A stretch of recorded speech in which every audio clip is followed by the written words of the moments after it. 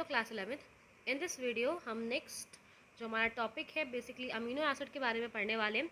इसके previous video में हमने पढ़ लिया था अबाउट द बायोमोलिक्यूल्स क्या होते हैं और हम इन बायोलॉजी उन्हें किन टर्म्स के रूप में यहाँ पे पढ़ने वाले हैं। तो फर्स्ट हम आज यहाँ पे पढ़ेंगे about the amino acid, nucleotide base and fatty acids के बारे में। तो स्टार्ट करते हैं। First amino acid. Amino acid होते क्या? अमीनो एसिड एक ऑर्गेनिक कंपाउंड्स है जिसमें अमीनो ग्रुप लगा होता है और इसके साथ साथ सेम कार्बन पर जैसे हम अल्फा कार्बन भी कह रहे हैं, तो उस एक ही कार्बन पे आपको अमीनो ग्रुप भी दिखाई देगा। उसके साथ साथ कुछ एसिडिक ग्रुप जो एक सब्स्टिट्यूट के फॉर्म में वहाँ पर लगे हुए आपको यहाँ पर दिखाई देंगे। और क्योंकि हम इस कार्बन को क्या बोल रहे हैं? अल्फा कार्बन बोलते हैं, इस वजह से हम इन्हें अल्फा अमीनो एसिड बोलते हैं। अब कौन कौन से ग्रुप है वो भी हम बताएंगे, कौन कौन से ग्रुप वहाँ पर लगे हुए, बट एक ऐसा कार्बन है जिससे आपको डिफरेंट ग्रुप आपको यहाँ पर लगे हुए मिलेंगे और एक ही कार्बन से चारों ग्रुप अटैच हैं। एक ही कार्बन से यहाँ पे बीच में एक एराइल कार्बन है, एक सेंटर में कार्बन है, उससे चार डिफरेंट ग्रुप अटैच है, इस वजह से इसे हम अल्फा कार्बन बोलते हैं।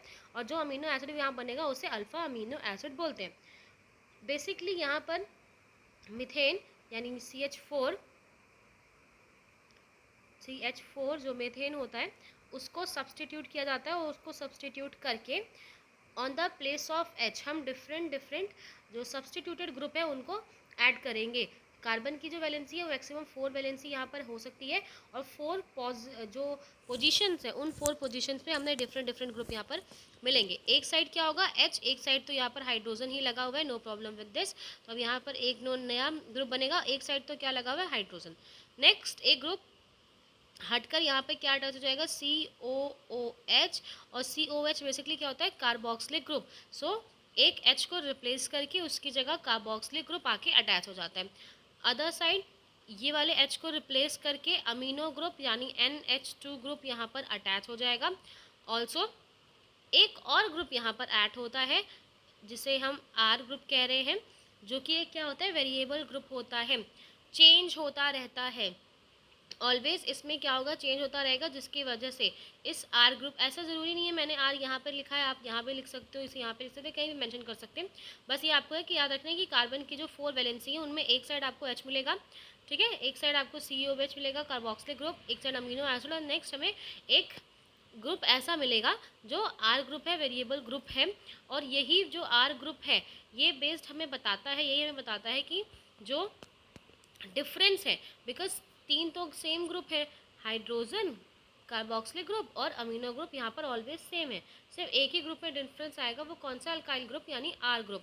और ये जो अल्काइल ग्रुप होता है बेसिकली आर ग्रुप होता है CH3, C2H5, या कार्बन की एक बहुत लॉन्ग चेन भी हो सकती है। सो कार्बन से की जो लॉन्ग चेन वाली फॉर्मेशन होती है जिससे उन्हें अल्काइल ग्रुप हो जाता है, तो यहाँ पर अल्काइल ग्रुप्स लगे होते हैं। और अल्काइल ग्रुप का जो नेचर है उन्हीं नेचर के अकॉर्डिंग बहुत सारे हमें अमीनो एसिड मिलते हैं। और अभी जो हमें चीज़ें पता है उसमें हमें 20 टाइप्स ऑफ डिफरेंट प्रोटीन्स मिलते हैं, और जो कि different types of 20 amino acid से मिलकर बने हुए होते हैं। जो ये आर ग्रुप है, ये यहाँ पर जो प्रोटीनेज अमीनो एसिड है, प्रोटीनोज अमीनो एसिड है, उसमें हाइड्रोजन के फॉर्म में है। फॉर एन एग्जाम्पल, अच्छा मैं भी आपको दिखा भी देती हूँ। अगर एक हमारे पास अमीनो एसिड है जिसमें जो अदर ग्रुप लगे हुए उनके अलावा आर ग्रुप की जगह वहाँ पर H लगा हुआ है, तो वो क्या होगा? ओके, तो ये जिस तरीके से आपको यहाँ पर दिखाई दे रहा है कि यहाँ पर क्या है? एक H ग्रुप अटैच है। देखो अब आप इसको ध्यान से देखो, तो यहाँ पर एक कार्बन है सेंटर में, यहाँ भी कार्बन है, यहाँ भी कार्बन है। इस कार्बन के एक तरफ COOH लगा हुआ है, COH लगा हुआ है, COH लगा है, यानी कि एक कार्बोक्सिलिक ग्रुप यहाँ पर लगा हुआ है। वन साइड अमीन ग्रुप लगा हुआ है, NH2 लगा हुआ है, और एक अनदर साइड हाइड्रोजन। तो ये तो ग्रुप सब में कॉमन है। ये मैंने अभी आपको बताया कि 3 साइड तो यहाँ पे बिल्कुल कॉमन है। चेंज किस में आ रहा है? जो ये आपको यहाँ पर आर दिखाई दे रहा था, एक साइड जहाँ पे हमने आर लिखा था, तो इसी आर ग्रुप में क्या होता है? चेंज होता रहता है। अगर इस आर की जगह पे H लगा हो तो उसे हम क्या बोलते हैं? ग्लाइसिन। अगर इस आर की जगह पर CH 3 लगा हो। मैंने आपको क्या बोला कि कार्बन की एक चेन होती है और सबसे स्मॉलेस्ट चेन जिसमें कार्बन नहीं है, सबसे एक स्मॉलेस्ट चेन जो होती है वो CH3, और CH3 से भी अगर कोई छोटी चेन होती है जहाँ पे सिर्फ H होता है, सिर्फ H भी लगा हो सकता है और H को रिप्लेस करके कोई अल्काइल ग्रुप लगा हो सकता है वहाँ पर। तो अगर सिर्फ H लगा है तो उसे हम ग्लाइसिन बोलते हैं। अगर इस R की जगह पे CH3 लगा हुआ है, मेथिल ग्रुप लगा हुआ है, तो उसे एल्केलाइन बोलते हैं। और अगर यहाँ पर हाइड्रोक्सी ग्रुप लगा हुआ है या मेथॉक्सी ग्रुप लगा है, मेथॉक्सी ग्रुप हम क्यों बोल रहे हैं, मेथॉक्सी ग्रुप हम इसे इसलिए बोलते हैं क्योंकि ये पहले जो लगा होगा तो इस फॉर्म में होगा CH3 के फॉर्म में, ठीक है, 3 होगा, और फिर ये इस यहाँ से एक H रिप्लेस हो गया और उस H जो यहाँ पर रिप्लेस हो गया तो अब यहाँ पे क्या बचता है CH2, और इस CH2 से एक OH आकर अटैच हो गया है, तो यहाँ पर एक मेथॉक्सी ग्रुप जुड़ा हुआ है जिसे हम CH2OH बोलते हैं, जिससे जो यहाँ पर अमीनो एसिड बना है वो कौन सा है, सेरेनिन अमीनो एसिड। तो इस तरीके से क्या होता है कि different type of alkyl group होने की वजह से अलग अलग डिफरेंट अमीनो एसिड बनते हैं, और 20 अमीनो एसिड हमें पता है जिनसे आप डिफरेंट टाइप ऑफ प्रोटीन्स का फॉर्मेशन कर सकते हैं। ओके, सो यहाँ पे मैंने आपको एग्जांपल्स भी दिखा दिए कि वो किस तरीके से यहाँ पर सो अब हम यहाँ पे पढ़ भी लेते हैं इनके बारे में भी। जैसे ने बताया कि अगर सिर्फ एक तरफ हाइड्रोजन लगा हो तो उसे ग्लाइसिन बोलेंगे, एक तरफ मेथिल ग्रुप लगा है तो एनिलिन बोलते हैं, और वहीं मेथॉक्सी ग्रुप अगर लगा हो तो मेथॉक्सी ग्रुप बोल सकते हैं या फिर हाइड्रोमेथिल, एक ही बात है, आप हाइड्रोक्सी मेथिल बोलो या मेथॉक्सी ग्रुप उसे आप उसे बोलिए, एक ही बात है। बेसिकली आपको वहाँ पर मेथिल ग्रुप के साथ ऑक्सीजन लगा होना चाहिए जो कि यहाँ पर लगा हुआ है, ऑक्सीजन ग्रुप OH ग्रुप वहाँ पर अटैच है, तो इसीलिए हम क्या बोलते हैं, इसे सेराइन बोलते हैं यहाँ पर। तो इस तरीके से आपको यहाँ पर डिफरेंट तरह के एग्जाम्पल दिए गए जो कि वेरिएबल आर जो है ये अल्काइल ग्रुप यहाँ पे वेरिएबल्स के फॉर्म में, इस वजह से हमें different type of amino acid देखने को मिलते हैं। नेक्स्ट अगर हम बात करें about the chemical and physical properties, so chemical properties and physical properties of amino acid, जो भी कोई अमीनो एसिड है वो कैसा होगा, वो एसिडिक है या बेसिक है, ये कैसे डिफाइन होगा, तो ये उसमें मौजूद अमीनो ग्रुप, कार्बोक्सिलिक और जो फंक्शनल ग्रुप, जो आर फंक्शनल ग्रुप और वेरिएबल ग्रुप लगा हुआ है उसके ऊपर डिपेंड करता है। आप अगर आपको याद होगा तो H जो मैंने बताया था, H तो बहुत ही स्मॉल एटम है, तो उसके ऊपर ना डिपेंड होकर उसके अलावा जो भी अमीनो ग्रुप लगा है, एल्काइल ग्रुप लगा है या कार्बोक्सिलिक ग्रुप लगा हुआ है, इनके ऊपर डिपेंड करता है कि जो भी हमारे पास अमीनो एसिड है उसका नेचर कैसा होगा। तो on the basis of this amino and carboxylic group, ये 3 तरीके से हो सकते हैं, ये एसिडिक हो सकते हैं, अमीनो एसिड एसिडिक हो सकते हैं जैसे ग्लूटामिक एसिड, बेसिक भी हो सकते हैं जैसे लाइसिन, ऑल्सो न्यूट्रल भी हो सकते हैं, ना वो एसिडिक है ना वो बेसिक है जैसे वेनिलिन। तो यहाँ पे कुछ एग्जांपल्स दिए गए अमीनो एसिड के जो कि उनकी केमिकल और फिजिकल प्रॉपर्टीज़ की वजह से अमीनो एसिड डिफरेंट टाइप के हो सकते हैं, एसिडिक, बेसिक एंड न्यूट्रल, जो कि यहाँ पर आपको उनके एग्जांपल्स भी दिए गए। इसके साथ साथ जो कार्बन यहाँ पर अटैच है, ठीक है, जैसे आप H है, H को रिप्लेस करके हमने यहाँ पर मेथिल ग्रुप लगा लिया और वहीं पे हाइड्रोक्सी मेथिल ग्रुप लगा लिया। अगर हम वहाँ पे कोई एरोमेटिक अमीनो एसिड बना दें या एरोमेटिक हम कोई ग्रुप वहाँ पर लगा देते हैं, एरोमेटिक ग्रुप हम किस तरीके से लगाएंगे, जैसे कार्बन एक साइड आपको यहाँ पर H दिख ही रहा है, एक साइड COOH है और यहाँ पर क्या है NH3 लगा हुआ है। अब यहाँ पर अगर हम कोई रिंग ऐड कर दें, कोई एरोमेटिक कंपाउंड अगर हम ऐड कर देते हैं तो वहाँ पर क्या होगा, एरोमेटिक अमीनो एसिड बन जाएगा। और उन एरोमेटिक अमीनो एसिड के एग्जाम्पल क्या है, ट्रायोसिन, फिनाइथिलीन, ट्राइपोफिनॉल, फिलेन, ये सारे एग्जाम्पल्स हैं किसके, एरोमेटिक अमीनो एसिड के, जिसमें जो एल्काइल ग्रुप है जो R है उसमें एक एरोमेटिक रिंग लग गई है। एरोमेटिक रिंग क्या होती है, बस कार्बन की एक रिंग, जैसे कार्बन एलिफेटिक के फॉर्म में होता है तब वो कार्बन की एक चेन होती है, ब्रांच भी हो सकती है इसमें, बट एक कार्बन की चेन है तो वो क्या है, एलिफेटिक। और वहीं जब कार्बन एक रिंग का फॉर्मेशन कर लेता है और उस रिंग से कोई चीज़ें जुड़ी होती है तो उन्हें हम क्या बोलते हैं, एरोमेटिक। सो एरोमेटिक कोई रिंग अगर वहाँ पे जुड़ जाएगी तो एरोमेटिक अमीनो एसिड फॉर्म होते हैं।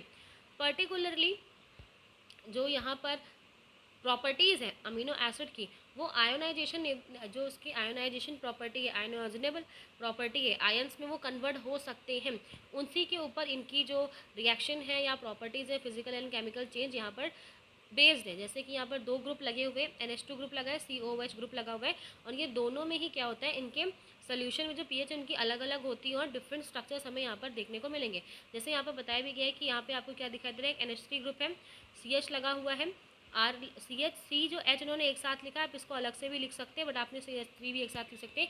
यहाँ पर आपको क्या दिखा रहा है कि N के ऊपर एक पॉजिटिव चार्ज है। N अपने इस पॉजिटिव चार्ज को क्या करता है, हटाने की कोशिश करेगा, बिकॉज पॉजिटिव चार्ज हो किसी के ऊपर, किसी भी एलिमेंट्स के ऊपर, तो वो स्टेबल नहीं होता उस कंडीशन में, जिस वजह से वो उसे यहाँ से रिलीज़ करना चाहेगा। अब वो कैसे रिलीज़ कर सकता है, पहले हम NH3 के बारे में पढ़ते हैं कि वो रिलीज़ कैसे करेगा। तो यहाँ पर क्या है, NH3 लगा हुआ और एक पॉजिटिव चार्ज है, और ये किस तरीके से H के साथ लगा है N, और यहाँ पर 3H आपको यहाँ पर दिखाई दे रहे हैं, और एक साइड वो कार्बन से अटैच है। तो 3 जो H है उनमें से वो किसी एक H के साथ अपने बॉन्ड को तोड़ लेगा, ये H यहाँ पर फ्री हो जाएगा, और इस H से इस नाइट्रोजन ने इस H के साथ जो भी इलेक्ट्रॉन शेयर किए थे वो उसे अपने पास रख लेगा, और उसके पास क्या आ जाते हैं, लोन प्लस आ जाएगा। तो इस तरीके से क्या होगा कि जो नाइट्रोजन के ऊपर पॉजिटिव चार्ज है, वो पॉजिटिव चार्ज जब वो एक बॉन्ड तोड़ लेगा, आपको यहाँ पे NH3 दिखाई दे रहा है, NH3 दिखाई दे रहा है, यहाँ पे क्या हो गया NH2, जब वो एक H के साथ बॉन्ड तोड़ लेता है, और तोड़ने के बाद जो इलेक्ट्रॉन्स उसने दिए थे, उस मैं साफ जगह बनाती हूँ यहाँ पर, तो अगर मैं इसको बनाऊँ, ओके वेट, यहाँ पर साइड में अगर इसे बनाऊँ तो ये इसको कुछ इस तरह से बनेगा। यहाँ पर क्या है N, ठीक है, यहाँ पर N है जो कि NH3 है, एक H यहाँ पर है, एक H यहाँ पर, और एक H यहाँ पर, और N के ऊपर एक पॉजिटिव चार्ज है। ऑल्सो इसके साथ यहाँ पर क्या लगा हुआ है, C, यहाँ पर R, C के साथ H है, और COOH, कुछ इस तरीके से यहाँ पे आपको ग्रुप दिखाई दे रहा है। अब N क्या करेगा, अपने इस पॉजिटिव चार्ज को हटाने की कोशिश करता है, जिस वजह से इससे ये बॉन्ड तोड़ लेगा, और जैसे ये बॉन्ड यहाँ पे तोड़ लेगा और इसके इलेक्ट्रॉन्स को वो अपने पास रख लेता है, जिस वजह से इस नाइट्रोजन के पास जो उसके लोन पेयर्स है वो वापस आ जाते हैं, और आपको कोई पॉजिटिव चार्ज यहाँ पर नहीं दिखाई देगा। इस तरीके से अपने पॉजिटिव चार्ज को ये ख़त्म कर लेता है। वहीं अगर हम दूसरी ग्रुप की बात करें तो COOH ग्रुप, COOH ग्रुप होता है कार्बोक्सिलिक ग्रुप है, और कार्बोक्सिलिक ग्रुप एक CH3COOH ग्रुप लगा होता है, जो कि एक एसिडिक ग्रुप है, और एसिड का ये कैरेक्टर होता है कि वो H प्लस को रिलीज़ कर सकता है, तो बहुत इजीली यहाँ से H प्लस रिलीज़ हो जाएगा, और OH CO पे एक माइनस चार्ज हमें देखने को मिलेगा। सो इस तरीके से क्या होता है कि आपको यहाँ पर दो ऐसे ग्रुप दिखाई देंगे जिसमें आयन्स जनरेट हो सकते हैं। NH3 में आपको पॉजिटिव चार्ज दिखाई देगा, जिससे वो NH2 में कन्वर्ट होकर चेंज कर लेता है। वैसे ही COOH ग्रुप में, जो बिकॉज ये एसिडिक कैरेक्टर रखता है, एसिडिक कैरेक्टर रखने की वजह से H को ये रिलीज़ कर देगा, H प्लस को, और यहाँ पर आपको COO माइनस चार्ज आपको इस तरीके से मिलता है। जो B स्ट्रक्चर यहाँ पर दिखाया गया है उसे स्वाइडनॉइक फॉर्म भी बोला जाता है। Next, lipids. Lipids are generally insoluble, water में वो इनसॉल्युबल होते हैं। बेसिकली लिपिड्स के अंदर फैटी एसिड आते हैं।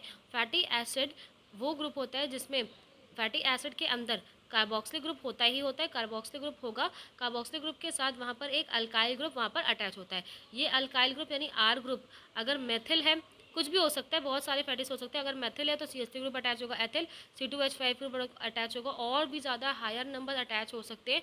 कार्बन 1 से लेकर कार्बन 19 तक के जितने भी ग्रुप हैं वो, या ऐसे जितने भी ग्रुप है जिसमें कार्बन का जो नंबर है वो कार्बन 1 से लेकर 19 तक हो सकता है, तो एक कार्बन की बहुत छोटी चेन से एक बहुत लंबी चेन, बहुत लॉन्ग चेन भी बन सकती है, और इस तरीके से यहाँ पर लिपिड्स का फॉर्मेशन होता है। कुछ एग्जांपल्स यहाँ पर दिए गए, जैसे पैलेटिमिक एग्जांपल दिया गया है। पैलेटिमिक का जो अंदर 16 कार्बन होते हैं, 16 कार्बन की बने हुआ एक कार्बोक्सिलिक कार्बन है। वहीं नेक्स्ट यहाँ बताया गया आर्किनोइडिक एसिड, जो कि 20 कार्बन्स मिलकर बने हुए होते हैं। इनको मैं दिखा देती हूँ आपको। ये आप देख रहे हैं, ये एक स्ट्रक्चर यहाँ पे बताया गया है पैल्मेटिक एसिड्स का, जहाँ पर आपको ये 14, ये दो यहाँ पर आपको 14 कार्बन दिख रहे हैं, और ये दो मिला लें तो 16 कार्बन की एक प्रॉपर यहाँ पर चेन है, और इसे हम क्या बोलते हैं, लैक्टमिक एसिड, जो कि कहाँ पर मौजूद है, फैटी एसिड के फॉर्म में मौजूद होता है। और कुछ ऐसे भी एसिड होते हैं जिनमें कार्बन के नंबर्स इनसे भी बहुत ज़्यादा हो सकते हैं। ओके, नेक्स्ट अगर हम बताएं फैटी एसिड कैसे होते हैं, उनमें जो दो तरह के हो सकते हैं, सैचुरेटेड और अनसैचुरेटेड। सैचुरेटेड वो होते हैं जिनके बीच में, दो कार्बन के बीच में आपको सिर्फ सिंगल बॉन्ड दिखाई देगा, कोई डबल या ट्रिपल बॉन्ड नहीं होता, तो उन्हें हम क्या बोलते हैं, सैचुरेटेड एसिड। और दूसरे अगर अनसैचुरेटेड, जिसमें कार्बन में आपको डबल बॉन्ड या ट्रिपल बॉन्ड दिखाई देता है, तो उन्हें हम क्या बोलते हैं, अनसैचुरेटेड। कुछ अदर लिपिड्स भी यहाँ मौजूद हैं, some other examples, some other lipids is glycerol. जिस तरीके से मैंने अभी बताया कि लिपिड क्या होते हैं, फैटी एसिड होते हैं, अभी मैंने ऊपर ही बताया आपको कि लिपिड में क्या होता है, फैटी एसिड आपको देखने को मिलेंगे। वैसे ही लिपिड्स में लिपिड्स के अंदर हमें कुछ उनके अदर एग्जांपल्स हैं जो कि ग्लिसरॉल के फॉर्म में भी मिलते हैं। और ग्लिसरॉल एक सिंपल ग्लिसरॉल कौन सा है, ड्राई हाइड्रोक्सी प्रोपेन, ये भी यहाँ पर दिखाया गया है, दैट इज ग्लिसरॉल। आपको यहाँ पे कार्बन का नंबर दिखाई दे रहा है 1 2 3, 3 कार्बन है, दैट मीन्स ये कैसा है, प्रॉप। तो ये कैसा है, यहाँ पे 3 नंबर ऑफ कार्बन यहाँ पे मौजूद है, और जिस वजह से हम इसे क्या बोलते हैं, हम इसे यहाँ पर बोलते हैं ट्राई हाइड्रोक्सी प्रोपेन। ठीक है, ट्राई हाइड्रोक्सी प्रोपेन, जहाँ पर 3 आपको कार्बन के ग्रुप दिखाई देते हैं, CH3 CH3 CH3, और वो OH और OH से जुड़ा हुआ था। तो यहाँ पे 3 कार्बन की वजह से ट्राई, ऑक्सी ग्रुप लगा हुआ है, ऑक्सीजन लगा हुआ है, इसलिए ऑक्सी, और 3 नंबर जब भी होता है तो वहाँ पर प्रोपेन वर्ड होता है। तो ट्राई हाइड्रोक्सी प्रोपेन जुड़ा है, जो कि ग्लिसरॉल का एग्जाम्पल है। ये भी किससे फॉर्मेशन होती है, लिपिड से। मैनी लिपिड, जब लिपिड्स मतलब यहाँ बताया गया कि बहुत सारे लिपिड्स हैं जिनमें दोनों ही होते हैं, ग्लिसरॉल भी फॉर्म हो सकते हैं उनसे, फैटी एसिड भी फॉर्म हो सकते हैं। और फैटी एसिड को जब हम ग्लिसरॉल के साथ रिएक्शन करवाते हैं या फिर ग्लिसरॉल के साथ आप उसे ट्रीट करवाते हो तो वो एस्टरीफाइड हो जाते हैं, यानी एस्टरीफिकेशन की प्रोसेस वहाँ पर होती है, एस्टर्स का फॉर्मेशन होता है। सो इस बेसिस पे जो फैटी एसिड हैं, ग्लिसरॉल हैं, उनको 3 टाइप्स में डिवाइड किया है, जैसे मोनोग्लिसराइड, डाइग्लिसराइड और ट्राइग्लिसराइड। ऑल्सो जो इन्हें हम फैट्स और ऑयल बेस्ड भी कहते हैं, क्योंकि जो इनका जो मेल्टिंग पॉइंट है उनके अकॉर्डिंग हम इन्हें फैट और ऑयल्स भी कहते हैं। ऑयल्स का बेसिकली क्या होता है कि मेल्टिंग पॉइंट बहुत लो होता है, इस वजह से जब वो विंटर का सीज़न होता है, जब टेम्परेचर काफ़ी कम है, तभी भी वो कैसे होते हैं, मेल्ट फॉर्म में होते हैं। ठीक है, और कुछ ऐसे भी और जिनका हाई होता होगा, मतलब बहुत सारे ऐसे भी एलिमेंट्स हैं, ऑयल्स होते हैं, फैट्स होते हैं, जिनका हाई होता है तो वो आपको सॉलिड फॉर्म में मिलेंगे, राइट। तो इस तरीके से depending on their melting point उनका जो स्ट्रक्चर है वो ऑयल के फॉर्म में हो सकता है या फैट के फॉर्म में होता है। ऑल्सो कुछ ऐसे भी लिपिड्स होते हैं जिनमें फॉस्फोरस या फॉस्फोर से अटैच कुछ फॉस्फोरिलेटेड ऑर्गेनिक कंपाउंड्स होते हैं जो उनमें मिक्स हो जाते हैं, जिन्हें हम क्या बोलते हैं, फॉस्फोलिपिड्स बोलते हैं। बेसिकली ये फॉस्फोलिपिड्स कहाँ होते हैं, सेल मेम्ब्रेन में मौजूद होते हैं। जैसे लेक्नियम एक एग्जाम्पल है जो कि एक एनिमल टिश्यू, लेक्नियम एग्जाम्पल है, लीचेन यहाँ पर जो एग्जाम्पल होता है ये एग्जाम्पल है किसका, सेल मेम्ब्रेन का, वो भी कैसी, फॉस्फोलिपिड सेल मेम्ब्रेन का एग्जाम्पल है। ऑल्सो हमारी जो बॉडी है उसके अंदर न्यूरल सिस्टम मौजूद है, तो न्यूरल सिस्टम में लिपिड भी होते हैं जो कि एक कॉम्प्लेक्स स्ट्रक्चर यहाँ पर बनाते हैं। तो हम फॉस्फोलिपिड को यहाँ पर पढ़ लेते हैं कि फॉस्फोलिपिड कैसे। तो ये यहाँ पर एग्जाम्पल दिया है अबाउट द फॉस्फोलिपिड का, जैसे आपको दिखाई दे रहा है कि ये क्या है, ये CH3, जैसा ग्लिसरॉल में आपको दिखाई देता है CH3 ग्रुप लगा अटैच था, तो यहाँ से एक H ग्रुप को हटाकर उसने एक कितना बड़ा यहाँ पे ग्रुप अटैच हो गया है, देन ये एक फॉस्फेट ग्रुप भी यहाँ पर अटैच हुआ है और एक ही ग्रुप अटैच है। तो इस तरीके से क्या है कि जो मेन ग्रुप था हमारा, उससे अगर फॉस्फेट ग्रुप अटैच हो जाता है तो उन्हें हम फॉस्फोलिपिड बोलते हैं। ओके, कुछ अदर, सो हमने यहाँ पे पढ़ा about the amino acid, lipids, glycerol and fatty acid. कुछ अदर एग्जांपल्स हैं, जैसे लिविंग ऑर्गेनिक में जो नंबर ऑफ कार्बन कंपाउंड है वो कैसे होते हैं, हेट्रोसाइक्लिक रिंग के फॉर्म में होते हैं। कुछ रिंग लाइक स्ट्रक्चर आपको कुछ इस तरीके से दिखाई देंगे, हेट्रोलाइटिक साइक्लिक रिंग के फॉर्म में, जिनमें से जो एक इम्पॉर्टेंट है वो क्या है, नाइट्रोजन बेसिस। हमने जो प्रीवियस आपको बताया था, जहाँ पर हम बता रहे थे कि इन बायोलॉजी में बेसिकली हमें क्या क्या चीज़ें पढ़नी है, तो फर्स्ट हमने अमीनो एसिड को देखा, अमीनो एसिड के साथ ही साथ हमने लिपिड वगैरह को भी देख लिया। अब जो नेक्स्ट हम पढ़ने वाले हैं वो है नाइट्रोजन बेसिस। नाइट्रोजन बेसिस कौन कौन से होते हैं, adenine, guanine, cytosine, uracil, thymine, ये क्या है, ये नाइट्रोजन बेसिस होते हैं। एंड ये जब पहले तो ये अलग अलग होते हैं, ये डिफरेंट डिफरेंट टाइप ऑफ अलग अलग नाइट्रोजन बेसिस हैं।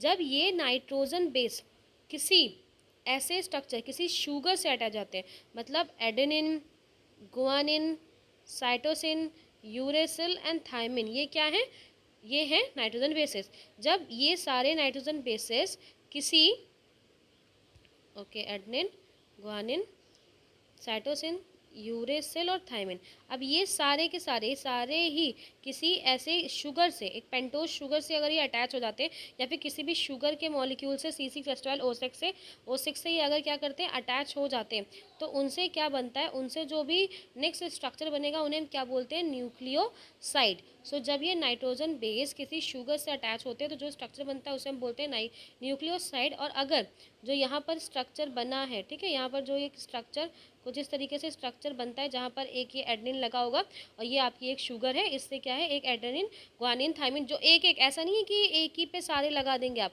एक एक एडेनिन इसके साथ हो सकता है, ग्वानिन इसके साथ, साइटोनिन इसके साथ, ऐसे अलग अलग। और अगर उसके साथ एक तरफ आपको फॉस्फेट ग्रुप भी दिखाई दे, फॉस्फेट ग्रुप भी हमें यहाँ पर अटैच दिखाई देता है, तो उस समय हमें क्या बोलते हैं, न्यूक्लियोटाइड। ये अक्सर पूछा जाता है न्यूक्लियोटाइड और न्यूक्लियोसाइड में डिफरेंस।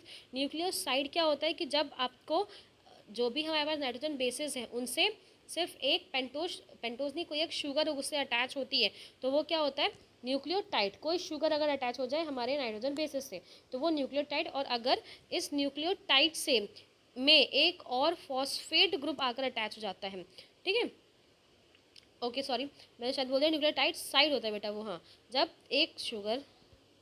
जब एक नाइट्रोजन बेस से, जो कि आपके एडेनिन ग्वानिन थायमिन हो सकते हैं, उनसे अगर शुगर अटैच हो जाती है तो वो क्या होता है, न्यूक्लियोसाइड, और उससे जब एक फॉस्फेट ग्रुप अटैच हो जाता है तो वो बन जाते हैं न्यूक्लियोटाइड्स। ओके ओके, तो यहाँ पे बहुत सारे एग्जाम्पल जैसे एडेनोसिन, गुवानोसिन, थायमिसिन, यूरेसिल, सिट्रिन से बहुत सारे ऐसे नाइट्रोजन न्यूक्लियोसाइड्स के एग्जाम्पल्स हमें यहाँ पर दिए हैं। और जब ये एसिडिक फॉर्म में कन्वर्ट जाते हैं तो adenylic acid, थायमिलिक acid, ग्लूकेमिक acid, यूरेडिक acid और साइट्रिक एसिड यहाँ पर फॉर्म होते हैं।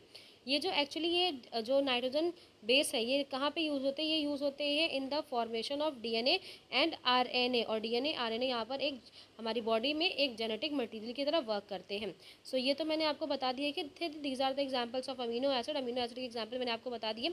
ये सिंपल शुगर के एग्जांपल है। शुगर यानी कार्बोहाइड्रेट C6H12O6, C5H12O5 का यहाँ पे एग्जाम्पल है, जिसमें आपको दिखाई दे रहा है कि किस तरीके से स्ट्रक्चर यहाँ पे इनका अरेंज होता है।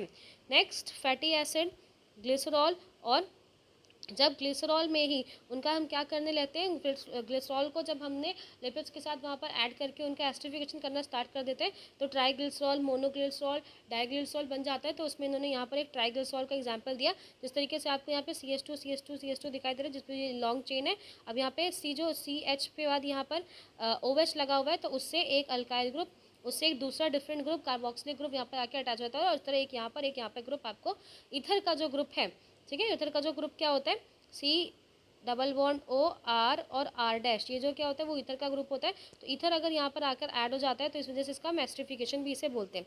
यहाँ पे मैंने आपको बताया फॉस्फोलिपिड के बारे में, ये कोलेस्ट्रॉल का यहाँ पे स्ट्रक्चर दिया गया है जो ऑयल और फैटी एसिड के फॉर्म में होते हैं।